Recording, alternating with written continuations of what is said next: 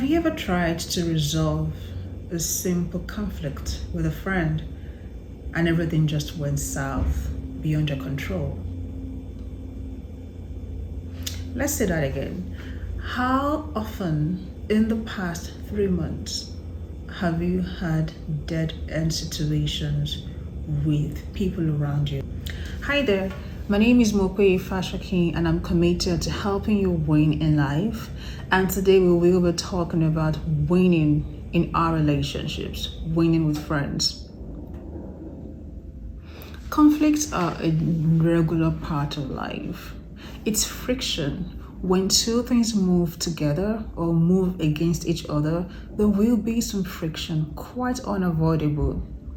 Where engineers do not expect to have much friction, they would apply lubricants to ensure that moving parts of a machine can move together synergistically for progress and not grind to a complete stop.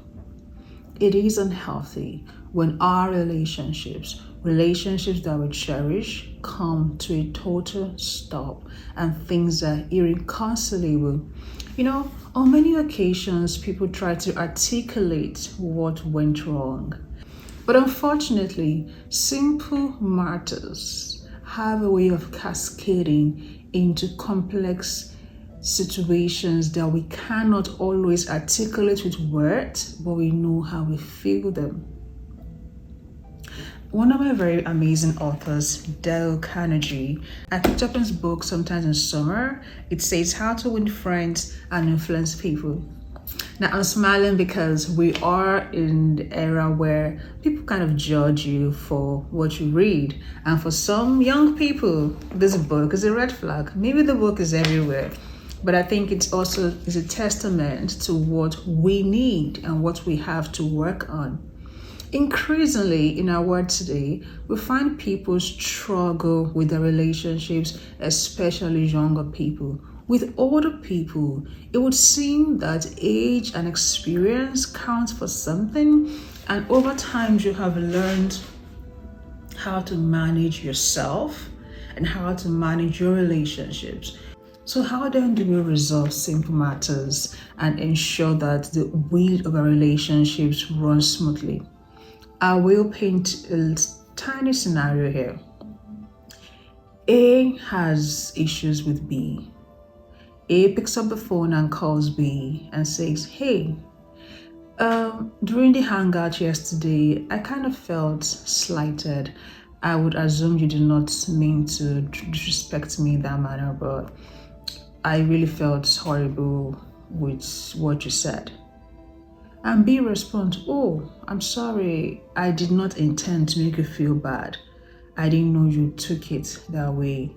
Or was it in what I said or in how I said it? Then A responds, it wasn't exactly in what you said. I'm not trying to be pesky or something, but it was just in how you said it and where you said it, and the people were there giggled and I felt embarrassed. So we see the situation now.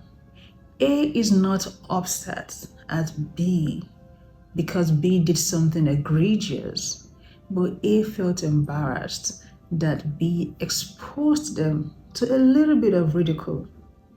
Listen, it is important for your friends to be able to bring issues to you and for you to not be defensive about it. Otherwise, they will lock up. And when they lock up, you begin to have layers and layers and layers in the relationship until you have a wall that's quite impenetrable, and people go from friendships to acquaintances and to strangers who barely communicate.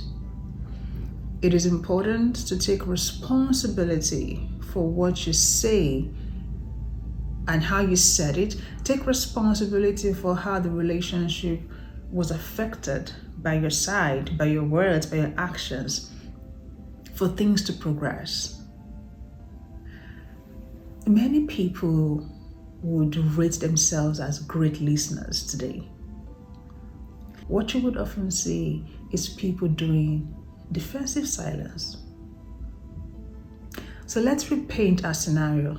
A picks up the phone and calls B, and the moment B gets a sense that A is trying to discuss a situation that led to a glitch in the relationship caused by B, B automatically sees that as an affront.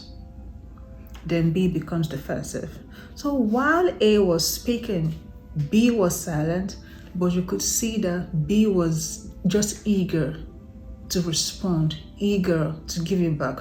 Translation: while A was speaking, B's mind was active, giving a response. Matter of fact, the moment A said the first word, I didn't like how you made me feel, B already was in defensive mode. So whatever A had to say, or how she said it, or how he said it, did not matter. B was ready to defend herself. So B responds, it wasn't as serious. Why are you just sensitive? You are often sensitive. Then A feels much more hurt. What then happens is either the relationship breaks down because they both couldn't just see eye to eye over a seemingly inconsequential matter, or A swallows the difficult pill for the sake of peace. But the absence of storm at the surface of the ocean doesn't necessarily connote peace. I mean, there could be a lot happening in the belly of the sea that you don't even know about. So what sort of listening should you practice? You should practice the listening in the first scenario. Listening is not just defensive silence, it's respectful listening where your mind is engaged and focused on what the person is saying, not you cooking up your own response or cooking up how you should throw some jabs or defend yourself. No, it is not an attack. Friendships with your siblings, with your family, with your colleagues, with your neighbors, with your clients will go through cycles and phases. And no matter how amazing and perfect of a person you are, there are times you will just drop the ball, not deliberately, but because you don't all know the other person's sensibilities. And as you're interacting with them, time will expose them to you. So when people bring it up to you, just listen respectfully. I cannot take some notes. So listen patiently with an open mind. When we listen to people with singularity of heart, they feel less offended. Sympathize with them, take sides. A tells you, what you did really hurt me. Oh, I'm so sorry, I understand how that could have hurt. The person's defenses automatically comes down. Then before you throw in your apology, it all makes sense. They're already less upset. They're already asking you to go for coffee because now they want to mend the relationship properly. I have talked about how keeping quiet is not exactly equal to listening. Many people keep quiet and they tell you, I'm listening to you, but they're not listening to you. They're just defensively silent. The third most important point is to seek clarification. Sometimes people are saying something and you kind of think there's some innuendo there or there's some hidden meaning. Assume the best intentions of your friends and ask them, when you said ABC, did you mean XYZ? Then the person responds, oh no, I actually only meant ABC. Oh yeah, I see how that could have perhaps suggested I meant XYZ, but no, I only meant ABC. Then things are clear.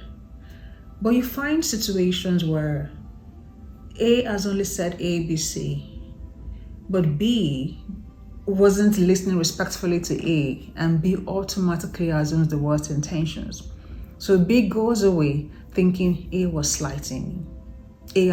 A actually meant XYZ in their heart. Then B begins to respond and react to A based on B thinking that A meant XYZ. So let's put respectful listening to practice for us to win with friends. Figure out relationships that are teetering at the edge of breakdown. and that you could put these lessons in practice to rescue. Try it out with a difficult colleague. Try it out with your boss. Try it out with your parents, with your friends, with your siblings, with your neighbors, and see if you experience an uptick in the quality of your friendships.